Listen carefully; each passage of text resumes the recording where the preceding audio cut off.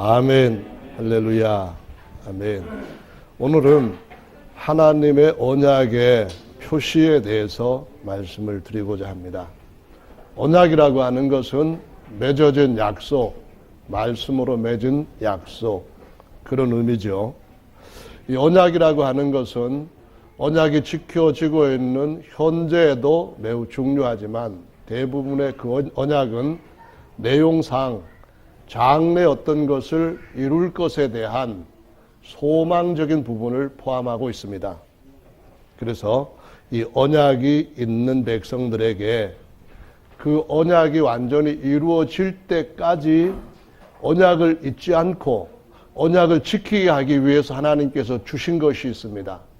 다른 사람들 앞에 이 사람은 나와 언약을 맺은 사람이다 라고 알게 하고 그 사람들과 구별시킬 수 있는 언약의 백성으로서 하나님 앞에 갖게 되는 표시가 있습니다. 그 표시가 오늘 본문 말씀에 할례라는 것으로 나타나고 있습니다. 할례. 여기서 말씀하시는 할례는 몇 가지가 있는데요. 우선 아브라함에게 이 표면적으로 나타나 있는 할례라고 하는 것은 아브라함 자신뿐만 아니라 아브라함의 자손들에게 양피를 베는 것입니다. 요즘 말로 말하자면은 이걸 갖다가 병원에서 어릴 때에 뭘 한다래죠? 어린 남자아이한테 수술을 한다, 부경 수술한다. 그런 의식을 그냥 아이에게 남들이 하니까 하는 그런 것이 아니라 하나님과 언약을 맺었기 때문에 그 언약을 기억하고 지키면서 어느 땐가 그 언약이 우리 가운데서 이루어지는 날 그것으로 인하여서 이루어지게끔 하는 약속의 도장과 같은 의미로서 이 언약이 이스라엘 백성들, 선민들에게 주어진 것을 알 수가 있습니다. 하나님께서 아브라함에게 이와 같은 약속을 하신 것은 그 배경이 역사적으로 홍수로 온 세상이 죄인들이 멸망을 받고 난 뒤에 노아와 8 식구가 새로 가정을 시작을 하지요. 그리고 난 뒤에 다시 우상숭배가 그 세상에 번성하게 되고 모든 사람들이 우상숭배에 빠졌을 때 진짜 하나님을 섬기고 이 가짜들을 버릴 수 있는 사람이 누구냐라고 부르셨을 때 아브라함이 하나님 앞에 응답하고 나왔죠. 그래서 다른 사람들은 우상을 섬기는 그러한 이방인으로 분류돼 버리고 아브라함과 그 후손들은 하나님이 선택하시고 약속을 맺은 언약의 백성으로 자리를 잡게 됩니다.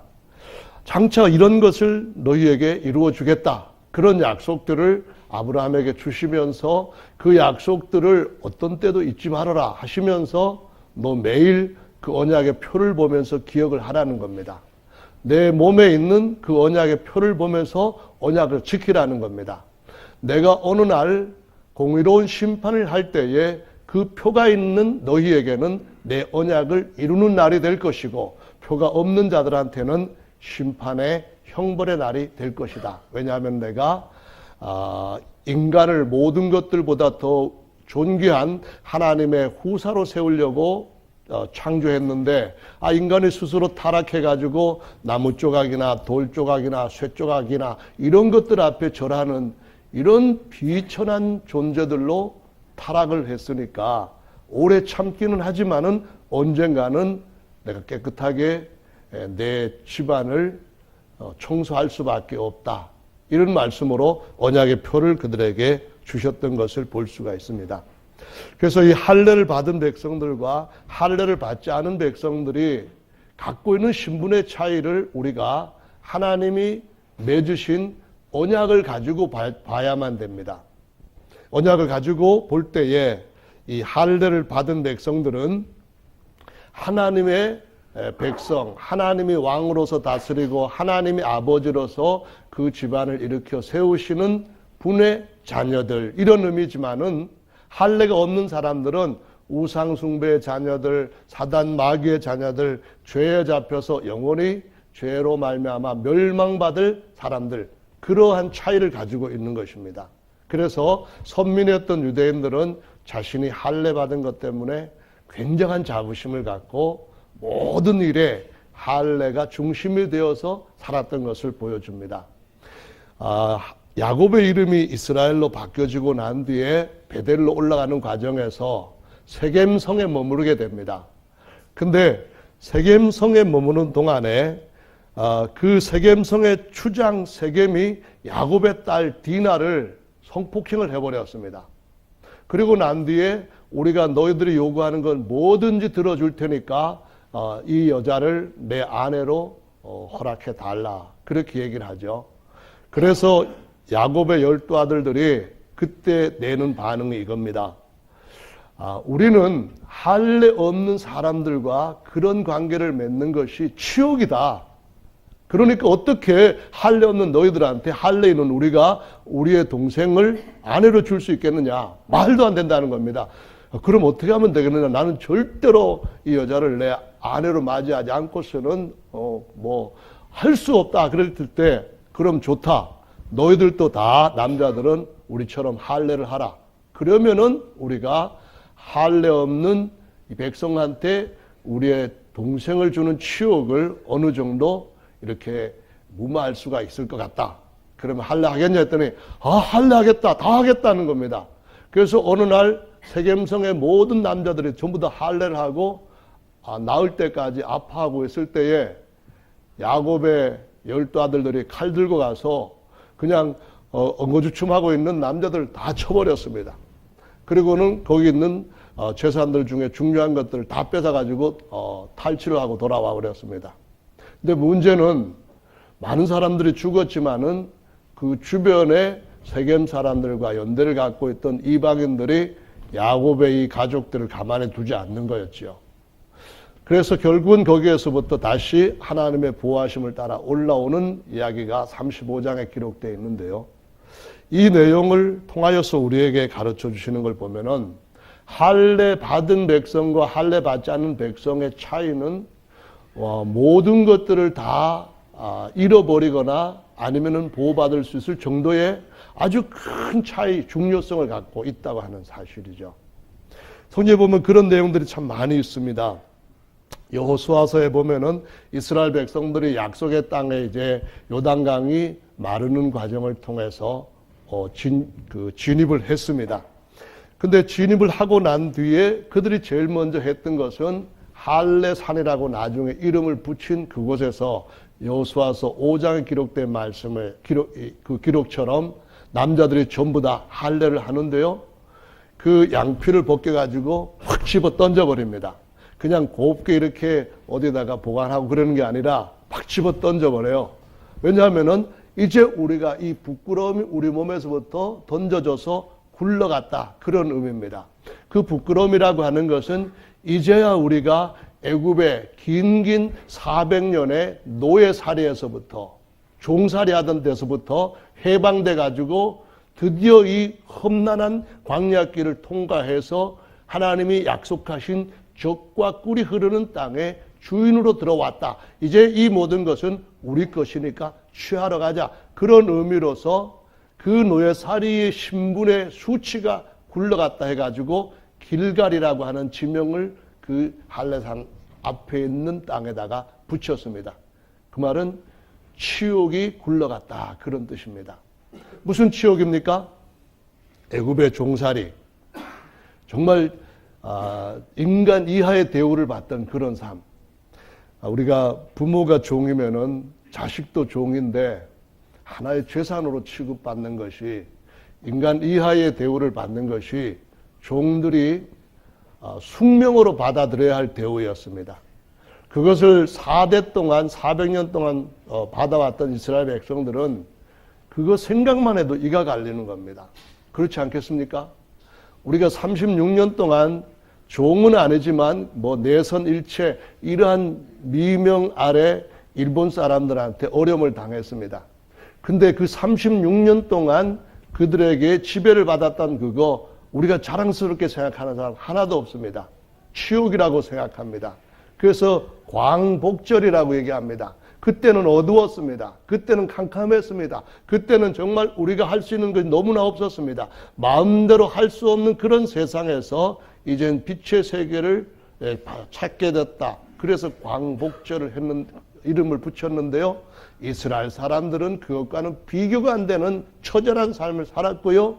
할례라고 하는 것이 그것이 굴러가게 했다고 하는 그런 의미로서 나 이제 자윤이고 나 이제 하나님이 관리하시고 하나님께서 보호하시고 하나님께서 우리에게 모든 것들을 채우시는 하나님의 백성, 택함받은 자들이다. 그런 의미를 갖고 있었다는 것입니다.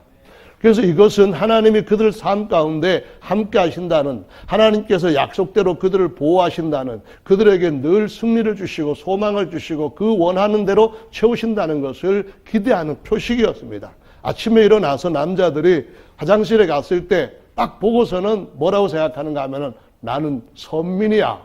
하나님께서 나와 함께 하시고 내가 하나님과 동행하는 동안에 하나님은 늘 내게 승리를 주시는 거야. 언약을 이루셔. 이런 생각을 갖고 있었습니다. 어느 날 어린 소년 하나가 전장터에 나갔습니다. 나중에 이름이 유명하게 되었던 다윗이죠. 그때까지는 아직 다윗이 유명한 사람이 아니라 시골의 촌아이였습니다. 촌소년이었는데요. 전쟁터에 아버지 심부름을 따라 나가봤더니만 그 앞에 산더미 같은 거인이 소리가 천둥 우레 같은 소리를 막 하면서 이스라엘 백성들, 이스라엘 군대를 조롱하는 거예요. 하나님의 이름을 막 조롱하는 거예요. 그때에 다윗이 사울 왕한테 이렇게 얘기합니다. 저 할례 없는 짐승만도 못한 것이 감히 하나님의 백성을 조롱하나이까? 내가 하나님께서 양떼를 지킬 때 하나님께서 나를 보호해 준 것처럼 그 곰이나 사자 하나처럼 저것도 그렇게 만들어 버리겠습니다 하면서 내가 야훼 이름으로 간다 하고 나가서 물맷돌 던졌는데 이마에 골리앗의 이마에 물맷돌이 정확하게 박히면서 쓰러져 버렸고 그 골리앗의 칼로 골리앗의 머리를 잘라가지고 돌아옵니다. 그때부터 이스라엘은 완전한 승리에 들어가는데요. 거기에서 이기는 비결이 뭐였습니까?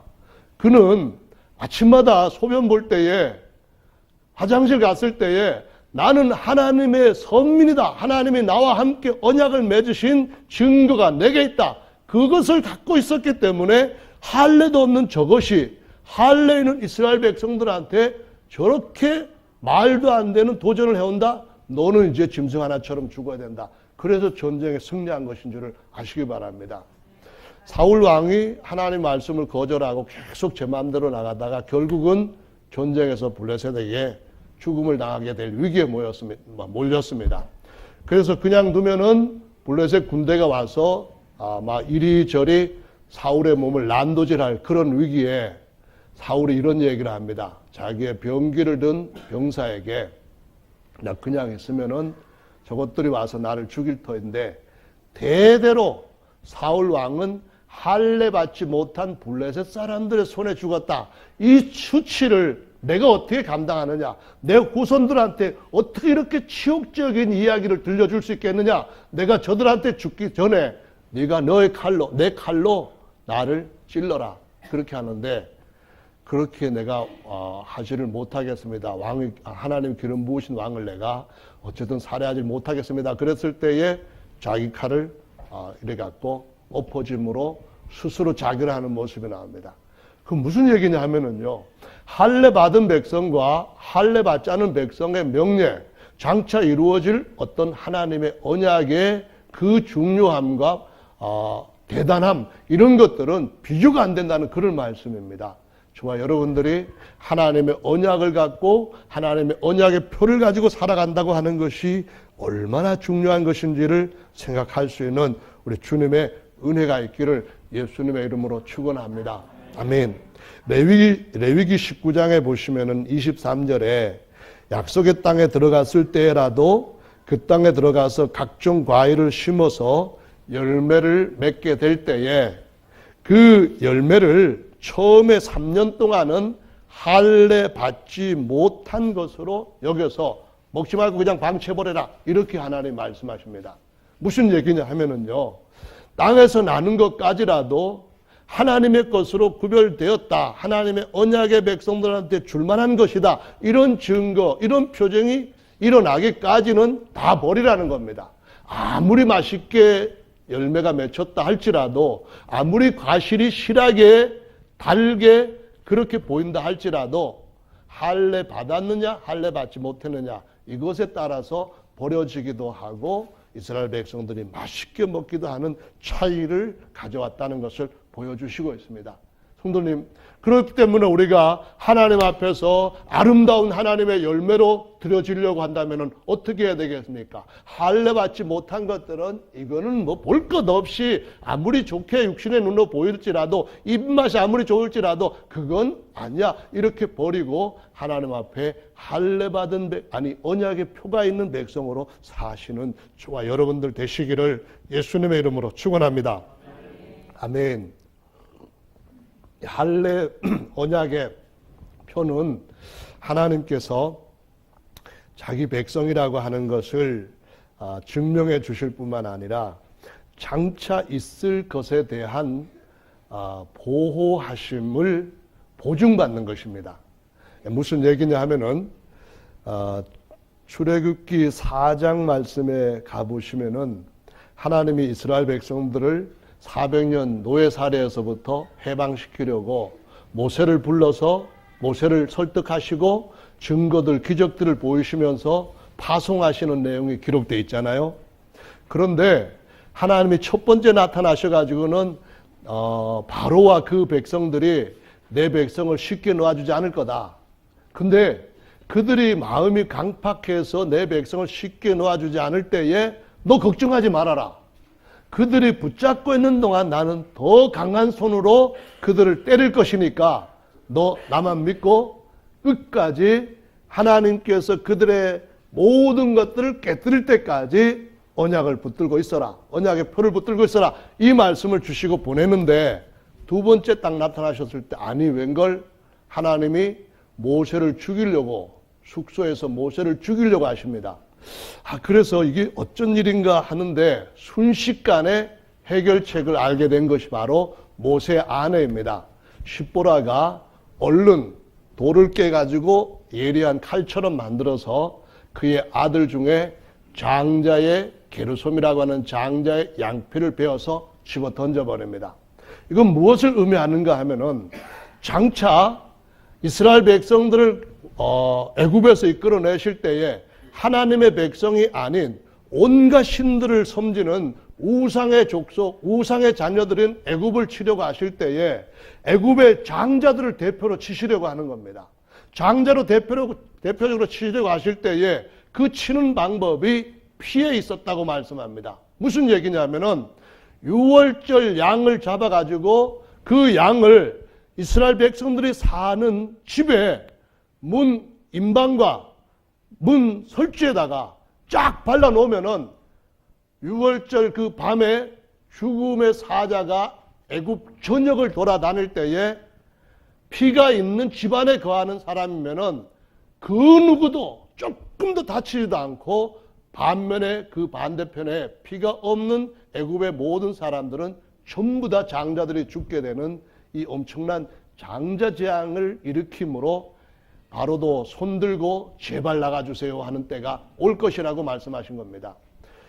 이 십보라가 자기 남편을 보면서 그 게르솜의 아들이 둘이 있었는데 둘째 아들은 했어요. 근데 첫째 아들한테는 장자에게는 하지 않았는데 그 남편에게 당신은 정말 나의 피남편입니다. 이렇게 고백을 하는 이유는 하나님께서 우리에게 하나님이 주시는 영원한 생명과 복락, 부요, 영광 이런 것들을 죄 지은 인간에게 주시기 위해서는 반드시 피를 가지고 언약을 맺어야만 그 피를 볼 때 살기도 하고 죽기도 한다는 것을 보여주시고 자자손손이 계속해서 출생될 때에 그 피의 흔적이 있는 그것을 통하여서 계속 계승되고 출생된다고 하는 사실을 알게 되었기 때문에 당신은 나의 피남편입니다. 이런 고백을 하는 겁니다. 무슨 얘기냐면은 아담이 범죄하고 스스로 이렇게 무화과 나무 잎으로 옷을 만들어서 부끄러운 몸을 가렸을 때에 하나님이 아브라함을 불러내십니다. 옷 벗기시고 하나님이 친히 짐승을 잡아서 가죽옷을 아담과 하와에게 입히셨다고 말씀합니다. 창세기 3장 23절에 가죽옷을 입히신 하나님은 그 가죽옷을 어디서 수입해 가지고 입히신 게 아닙니다. 그냥 가죽만 만들어 가지고 입히신 것이 아니라 피 흘림을 통하여서 그 피 흘려진 가축에, 그 피 흘려진 동물의 이 껍데기를 아담과 하와에게 입혀주심으로 어느 날엔가는 하나님께서 하나님의 자기 피, 곧 사람의 몸을 입고 오셔서 그 아들의 피로 영원한 언약을 맺으실 것을 거기서 보여주시는 것입니다. 하나님이 교회의 남편이라고 비유된다면 그분은 바로 자기 피로 자기 백성을 구속, 값을 내신 그러한 구속주로서 피난편이라는 것을 의미하는 것입니다. 우리가 하나님의 신부라고 비유될 때에 우리가 하나님과 함께 가지면서 영원히 살 수 있을 때에 우리에게 주님께서 요구하시는 것은 정말로 내가 피난편으로서 너에게 했던 언약의 표시가 있느냐 없느냐, 이걸 가지고 하나님께서 내 백성이다, 내 백성이 아니다, 이것을 구별하는 아주 중요한 증거로 모든 사람들한테 공의롭게 인정될 수 있는 그 표를 그 백성들한테 주셨다 하는 것을 의미하는 것입니다. 그래서 이스라엘 백성들에게 하나님이 그 조상 아브라함을 통해서 하신 말씀은 이겁니다. 어떤 재앙이 시작될 때, 어떤 하나님의 징벌이 시작될 때, 어떤 하나님의 심판이 시작될 때에 거기에서 살든가 죽든가 하는 갈림길은 어디에 있다고요? 너의 자손들은 누구든지 이거는 전부 다 표를 받아야 된다. 너의 가정에서 돈으로 산 종이라 할지라도 죽지 않으려면 표를 받아야 된다. 이 말씀을 하신 겁니다.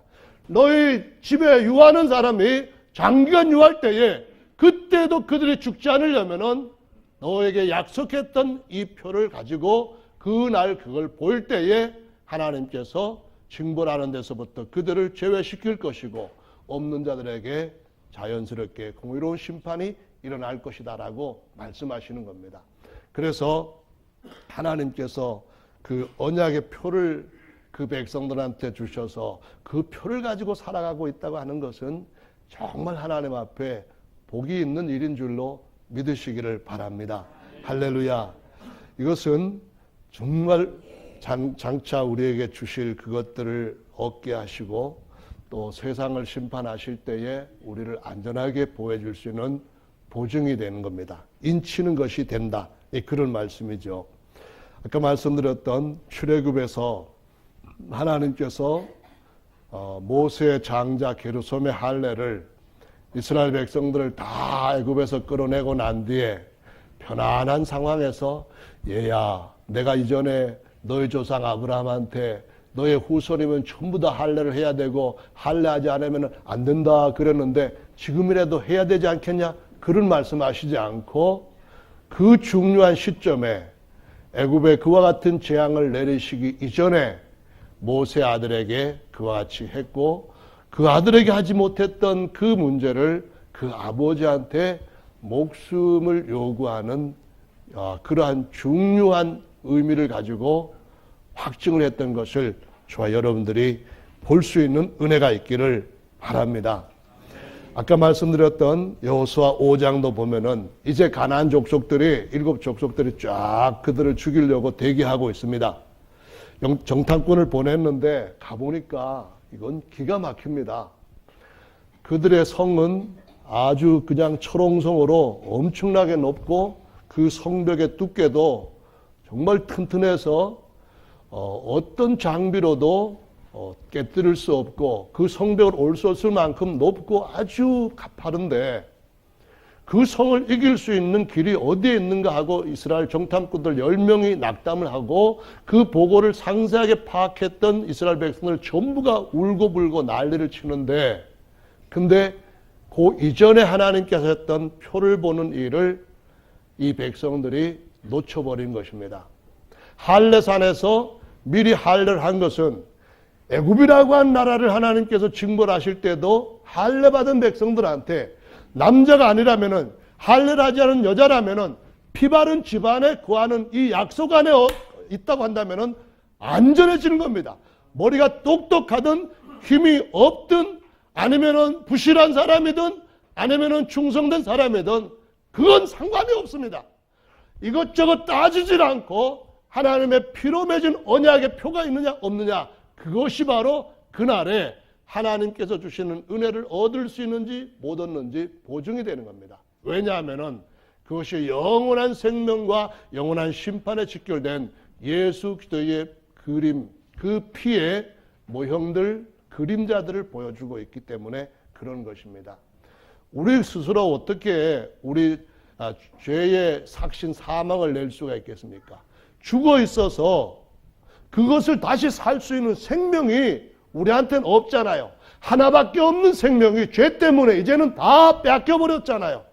이 뺏겨버린 생명을 다시 사는, 구속하기 위해서는 여벌의 한 생명이 있어야 되는데, 생명이 단 하나라도 더 있어야만 낼 수 있는데, 누가 이 땅에서 살아왔던 사람들 중에 자기의 죄 때문에 그 죄를 구속하고 살 수 있는 여벌의 생명을 갖고 있던 사람이 있었습니까? 없잖아요. 장군도 용사도 영웅도 다 갔잖아요. 다 죄 때문에 죽었잖아요. 거기에서 살 수 있는 유일한 길은, 영원히 살 수 있는 유일한 길은 바로 예수 그리스도의 피로 말미암은 언약, 이 언약의 표가 그날 주님의 약속을 우리에게 성취시켜 주실 줄로 믿으시기 바랍니다. 우리 모두가 이 땅에서 어떤 큰 일이 준비되고 있는 그것을 안다고 한다면은 그 앞에 피로 맺은 언약의 표를 딱 갖고 그걸 보면서 그것을 의지하면은 그 많은 표 없는, 언약 없는 사람들이 멸망을 받을 때에도 주님으로부터 보호함을 받고 주님으로부터 복을 받게 되는 그 역사가 일어나는 줄로 믿으시기 바랍니다. 여리고성 정복 기사가 여호수아에서 할례산 기사 앞에 있을까요? 뒤에 있을까요? 지금까지 설명을 드렸으니까 여러분이 답하시는 것은 식은 죽 먹기고 그냥 앉아서 주스 드시기 같이 쉬운 겁니다. 앞에 있어요? 뒤에 있어요? 앞에 있을까요? 뒤에 있을까요? 우리 성도님들이 왜 이렇게 소심하고, 뭐 틀리면은 제가 예배당 나가시라고 그럽니까? 몽골 목사님은 참 몽골 사람들의 맞는 카리스마를 갖고 있어요. 한날은 식사를 하러 나가려고 했는데 어떤 젊은 여자 둘이 아기 하나를 아장아장 걸려갖고 왔어요. 그래서 목사님한테 이렇게 얘기를 통역을 하더라고요. 목사님이 그러면은 이 여자들이 우리 교회 교인이야 그러니까 교인은 아닌데요. 1년 전에 교회에 나왔었대요.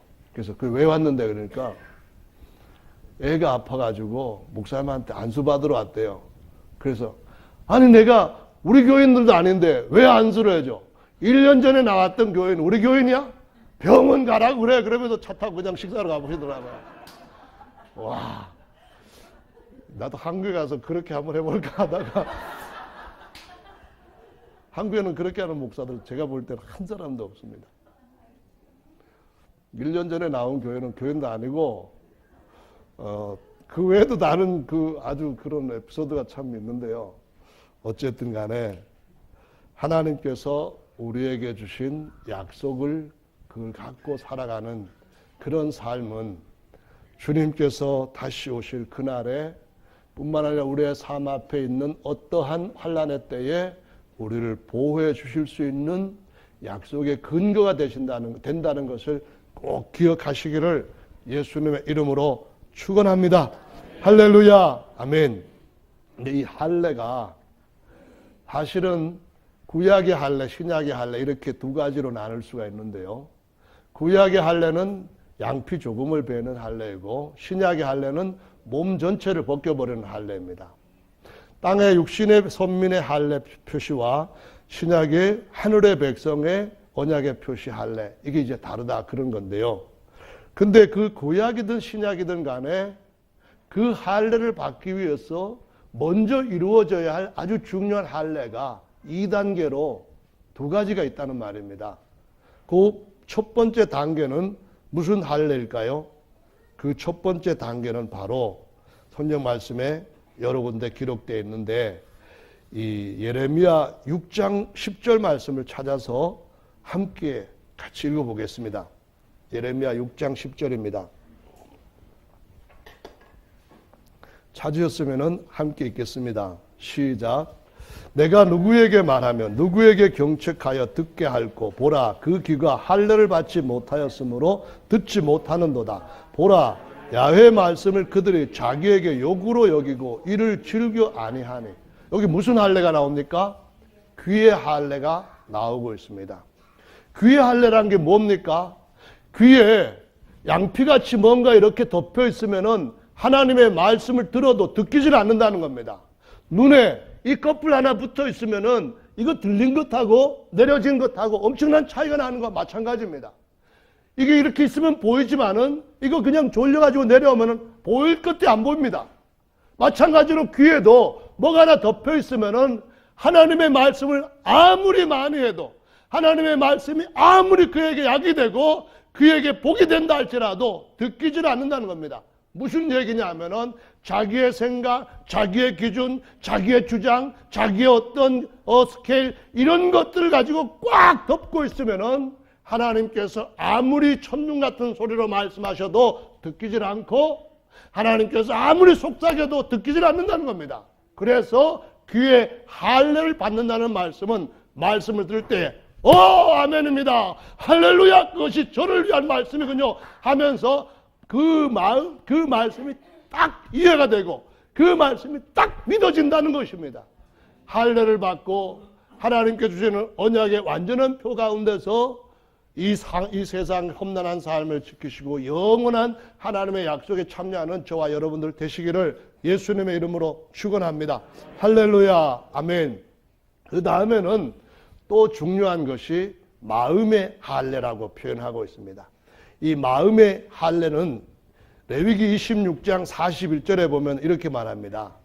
대적의 땅으로 끌려갔을 때에 깨닫고 그 할례 받지 아니한 마음이 낮아져서 그 죄악의 형벌을 순순히 받으면, 이렇게 말씀합니다. 마음의 할례라고 하는 것은 이것은 마음으로 이제 어떻게 할 것인가 결정하는 겁니다. 육신의 마음은 하나님의 생각과 반대가 돼가지고 하나님께서 말씀을 하신 것이 오더라도 이것이 나에게 유익하다고 여겨져도 내가 갖고 있는 육신의 마음에 껍질이 딱 덮여 있으면은 그래도 나는 안 할 거야 이겁니다. 그래도 나는 하기 싫어, 그런 말입니다. 그것이 옳지만은 그럼에도 불구하고 내가 옳은 걸 따르는 것이 아니라 잠시 동안 내 이익을 따라서 살 거야, 내 욕심을 따라서 살 거야, 이런 것이 마음의 할례를 받지 아니한 상태라고 말씀합니다. 이런 것은 신명기 10장 16절에 보면은 너희는 마음의 할례를 행하고 다시는 목을 곧게 하지 말라, 이 말씀도 하시고 30장 6절에 보시면은 내 자손의 마음의 할례를 베푸사 너로 마음을 다하며 성품을 다하여 내 하나님 야훼를 사랑하게 하사 너로 생명을 얻게 하실 것이다, 이런 말씀합니다. 마음의 할례를 받을 때 비로소 하나님의 말씀이 약이 되고 영혼의 진짜 양식이 되고 에너지가 되고 파워가 되고 우리에게 진짜 좋은 복이 되고 언약이 된다고 말씀하십니다. 이 마음의 할례를 받아야 된다, 이 말씀이 성경에 여러 번 나오는데요. 그 중에서 찾기 쉬운 예레미야 4장 4절 말씀을 같이 읽어보겠습니다. 4장 4절 예레미야 찾으셨으면 함께 읽습니다. 시작. 유다인과 예루살렘 거민들아, 너희는 스스로 할례를 행하여 너희 마음 가죽을 베고 나 야훼께 속하라. 그렇지 아니하면 너희 행악을 인하여 나의 분노가 불같이 발하여 사르리니 그것을 끌 자가 없으리라. 아멘. 귀의 할례를 받은 사람들이 다 마음의 할례까지 받은 것은 아닙니다. 귀 있는 자들은 다 복이 있다고 말씀하셨는데, 그런데 진짜 그 복을 내 복으로 바꾸려고 한다면은 마음으로 진실하게 믿고 입으로 시인하는 마음의 할례를 받아 순종하는 삶을 살아야만 그것이 진짜 내게 복이 된다고 말씀하시고 있습니다. 아브라함한테 하나님께서 할례로 하라 하셨을 때에 아브라함이 하나님의 말씀, 그 하실 모든 것에 대해서 순종하고 싶어하는 마음이 없었다고 한다면은 할례는 의미가 없는 겁니다. 아브라함은 하나님의 언약의 말씀을 들을 때에 하나님이 나에게 아기를 낳을 수 없는 내 아내에게 아들을 주시겠다고, 그 아들들을 통하여 하늘의 별처럼 많은 후손들이 생기겠다고 그 말씀을 들었을 때에 하나님은 하실 수 있지, 하나님은 약속을 지키시지 하고서는 그 말씀을 받아들였습니다. 아브라함은 그의 아들을 모리아산에 번제로 바치라고 했을 때에 그 마음의 할례가 돼 있었기 때문에 모리아산을 가라는데 엉뚱한 다른 산으로 가지 않고 모리아산으로 갔습니다. 3일 동안 가는 그 길에 딴 데로 세지 않고 바로 그 하나님이 정해놓은, 하나님이 예비하신 곳으로 갔습니다. 그리고 그 아들을 묶어서 번제단을 나무단 위에다 올려놓고 칼을 들었습니다. 마음의 할례를 받으면은 하나님의 말씀이 우리 속에 이해되는 것뿐만 아니라 즐거움으로 순종할 수 있는 힘이 생기는 줄로 믿으시기 바랍니다. 근데 이 마음의 할례를 받지 않고 있으면은 마음 가죽이 탁탁하게 덮여져 있어가지고 마치 기영하지 않은 묵은 땅처럼 아무리 말씀을 많이 들어도, 아무리 하나님의 은혜비가 다른데 다 이렇게 부어져도 본인한테는 아무런 의미가 없습니다. 삶의 변화가 없습니다. 주님의 주시는 말씀을 따르는 그 즐거움과 주님께 주실 것에 대한 그 커다란 기대감이 생기지는 않습니다. 그래서 마음의 할례를 받아야 된다, 이런 말씀을 하시는데, 사도행전 7장 말씀을 같이 한번 보시겠습니다. 51절 말씀입니다. 7장 51절 같이 읽고 말씀을 마무리하도록 하겠습니다. 찾으셨으면 읽습니다. 시작. 목이 곱고 마음과 귀에 할례를 받지 못한 사람들아, 너희가 항상 성령을 거스려 너희 조상과 같이 너희도 하는도다. 이것은 스데반 집사가 유대인들한테 예수님과 복음을 전했을 때에 유대인들이 듣고 보여준 태도를 지적한 말씀입니다. 뭐라고 스데반이 말했는가 하면은, 너희들 너희 조상과 똑같이 그 벌은 못 버리고 있다, 그런 말을 합니다. 그 조상들은 항상 선지자가 말하면 그때는 돌로 치고, 나중에 그 말씀이 이루어져서 그들한테 징계가 오면은 선지자의 무덤을 만들고 앞에다가 비석을 세우고, 그리고는 그 다음 선지자가 오면은 또 돌로 치고, 이런 일들을 끝까지 예수님 때까지 해왔다는 겁니다. 그런데 그때 스데반 집사의 설교를 들었던 이 유대인들도 똑같이 그랬습니다. 어떻게 했는가 하면은 귀를 틀어 막았습니다. 이빨을 갈았습니다. 돌을 들어가지고 스데반 집사를 쳐서 죽였습니다. 그때 스데반 집사는 하늘이 열리고 예수께서 그를 기쁨으로 일어서서 맞이해 주시는 그 놀라운 광경을 보면서, 하나님이여 저들의 죄를 용서해 주시옵소서. 저들은 저들이 하는 일을 알지 못하나이다. 제가 하나님 품에 안기는 그날 그 하나님의 영광의 형상이고 광채이신 그 예수님의 모습처럼 될 것임을 저는 주님께서 주신 말씀을 할례받은 귀를 통하여서 깨닫고 있고, 할례받은 마음을 통하여 이런 대우를 받을 때도 아멘으로 제가 받습니다. 저들을 용서해 주십시오. 이렇게 삶을 마치는 것을 볼 수가 있습니다. 귀를 틀어막았다는 건 뭡니까? 이 귀에 할례가 안 되게끔 가죽이 덮여 있는데도 더 듣기 싫다는 겁니다. 이빨을 가는 게 뭡니까? 이 마음 속에 있는 증오, 이 마음 속에 있는 그 엄청난 강한 하나님을 향한 대적하는 마음, 이것이 이빨 가는 걸로 나오는 겁니다. 드드득 이가 그냥 갈리는 그 소리가 날 정도로 스데반 집사를 돌로 쳐가지고 죽이는 일을 봅니다.